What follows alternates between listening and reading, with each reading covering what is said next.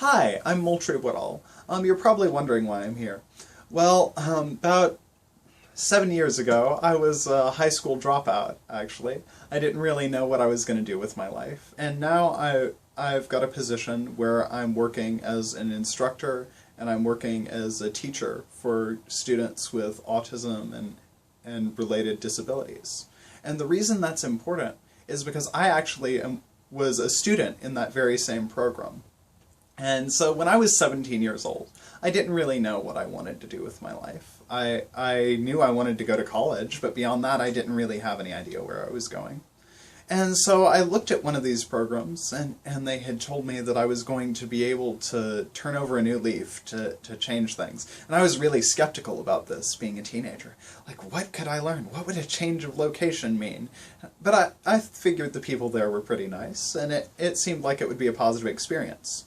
But as someone on the autism spectrum, like, I don't really like change. And I forget that sometimes. And so what happened is reality ended up kicking me in the teeth, because they were like, all right, we'll see you in 2 weeks. And my response was, I'm not going down there. I'm not packing. I'm not doing any of this. This is ridiculous. Like, why do we have to go now? It can wait, right?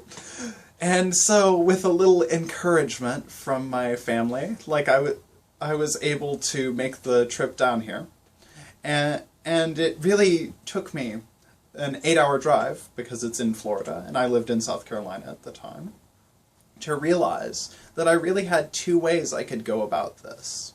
Like, I could either decide to fight everything, every step of the way. I could go against it. I could be kicking and screaming and just, I won't do this, I'll do what I want, darn it. Or I could just kind of go with the flow, and I could see how things worked out for me. Because that's the choice we all have, ultimately. We can decide to be stuck, we can look backwards, we can lament our history, or we can kind of move forward, we can accept what's coming over the horizon. And it's a scary thing sometimes, but it's a fun thing, and it's an interesting thing. And over that horizon, there's a little bit of a new opportunity. And so I had to realize that life isn't about this absolutes. It's not about getting from point A to point B to point C. I like numbers a lot, but it doesn't work that way. Life is not made up of absolutes. There are shades of gray in there. There are these fuzzy areas. You're constantly in motion from A to B and sometimes back to A again. Life is a thing that's constantly in progress, and that's ultimately what I had to realize.